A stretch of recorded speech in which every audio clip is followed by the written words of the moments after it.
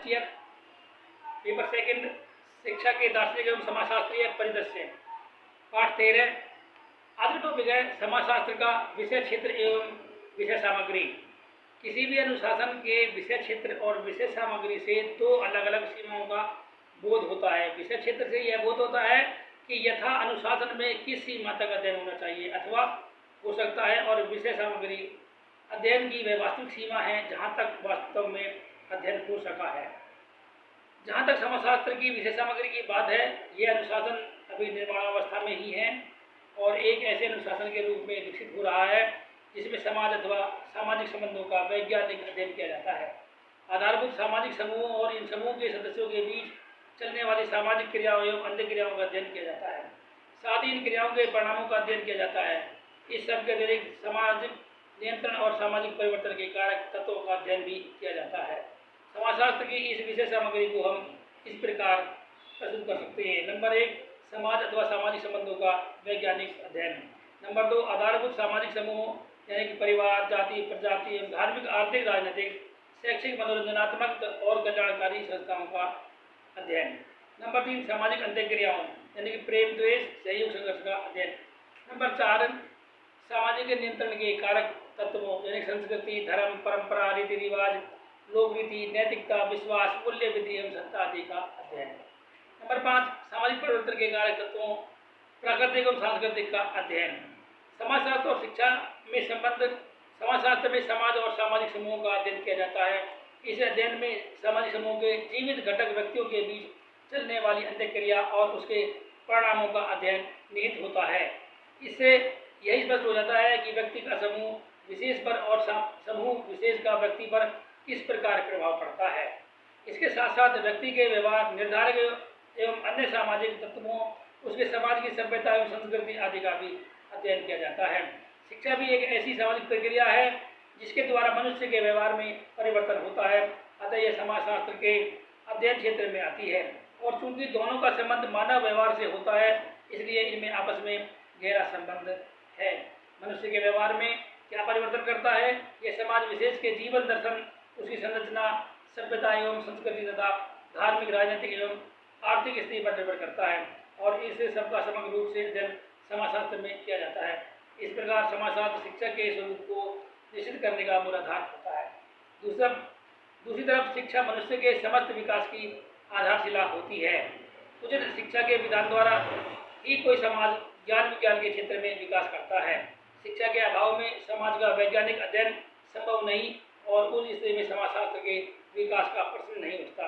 इस प्रकार शिक्षा तो ज्ञान की किसी भी शाखा अर्थात अनुशासन के विकास का आधार होती है। स्पष्टीकरण प्रस्तुत है समाजशास्त्र का शिक्षा पर प्रभाव।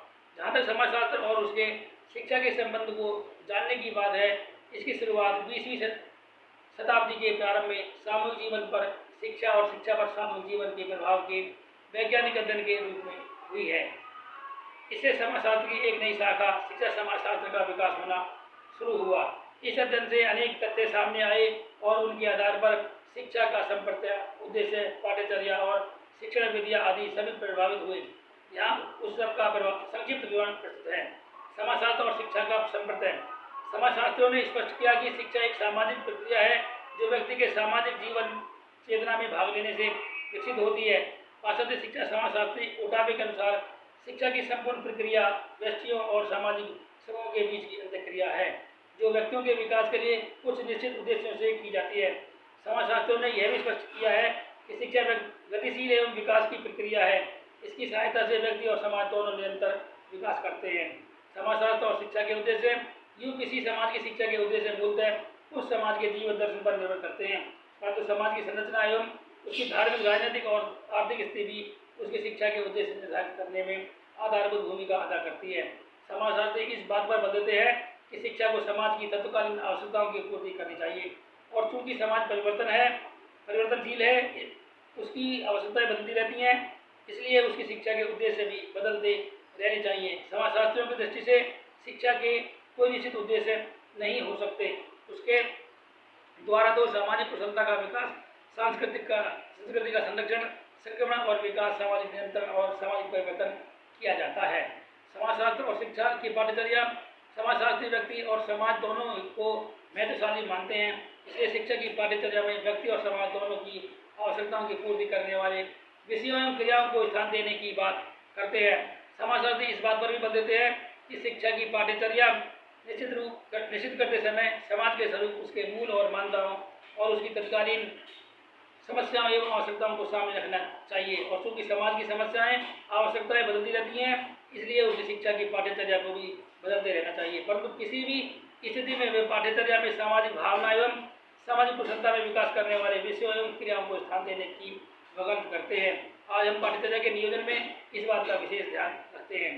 समाजशास्त्र और शिक्षण विधियां दार्शनिकों का ध्यान मुख्यतः मनुष्य जीवन के उद्देश्यों पर केंद्रित रहता है, जबकि समाजशास्त्रियों का ध्यान मनुष्य के बीच चलने वाली अंत्यक्रियाओं पर केंद्रित होता है।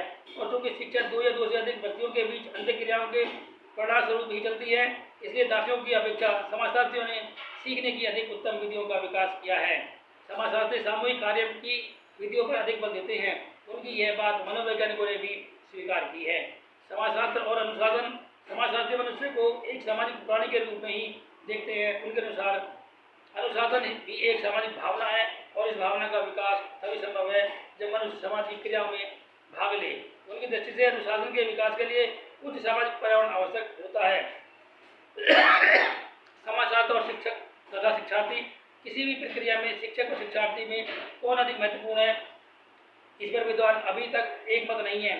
समाजशास्त्रियों के अनुसार शिक्षा एक सामाजिक प्रक्रिया है। इसके प्रत्येक घटक का समान महत्व है। शिक्षक यदि शिक्षार्थी के लिए उच्च सामाजिक पर्यावरण का सृजन करता है तो शिक्षार्थी इस उच्च सामाजिक पर्यावरण में सक्रिय भाग लेता है। यदि इन दोनों में से कोई भी अपने कार्य को उचित रूप से नहीं करता तो शिक्षा की प्रक्रिया सुचारू रूप से नहीं चल सकती। आज किसी भी देश की शिक्षा में समाजशास्त्र के इस प्रकार को माना जाता है। समाजशास्त्र और विद्यालय समाजशास्त्री विद्यालयों को भावी जीवन की तैयारी का स्थान मात्र नहीं मानते, वे उन्हें समाज का एक वास्तविक रूप मानते हैं। यही कारण है कि वे विद्यालयों में बच्चों के भावी जीवन से संबंधित क्रियाओं के स्थान पर उनके वर्तमान जीवन से संबंधित क्रियाओं को महत्व देते हैं।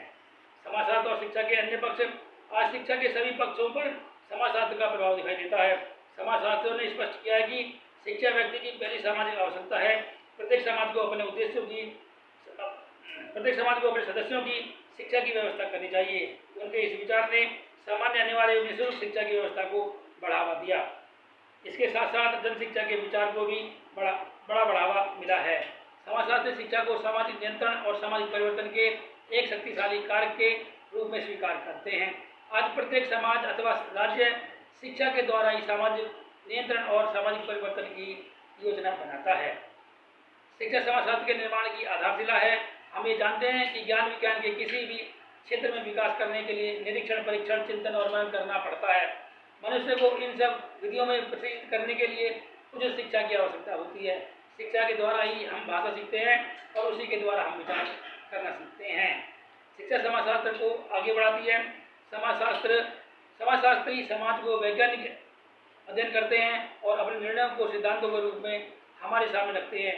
उचित शिक्षा के विधान द्वारा हम इन सिद्धांतों से परिचित होते हैं। यथा क्षेत्र में रुचि रखने वाले लोग इस ज्ञान की सत्यता की परख करते हैं, अपनी शंकाओं के समाधान हेतु आगे खोज करते हैं और जो अन्य नई समस्याएं उनके सामने आती हैं वे उन पर विचार करते हैं और उनके समाधान हेतु उपायों की खोज करते हैं। इस प्रकार समाजशास्त्र का निरंतर विकास होता रहता है। बिना उचित शिक्षा के हम समाजशास्त्र क्या किसी भी अनुशासन को आगे नहीं बढ़ा सकते। आज के लिए इतना ही। बने रहिए हमारे YouTube चैनल पर। फिर मिलेंगे नए वीडियो नए टॉपिक के साथ। धन्यवाद।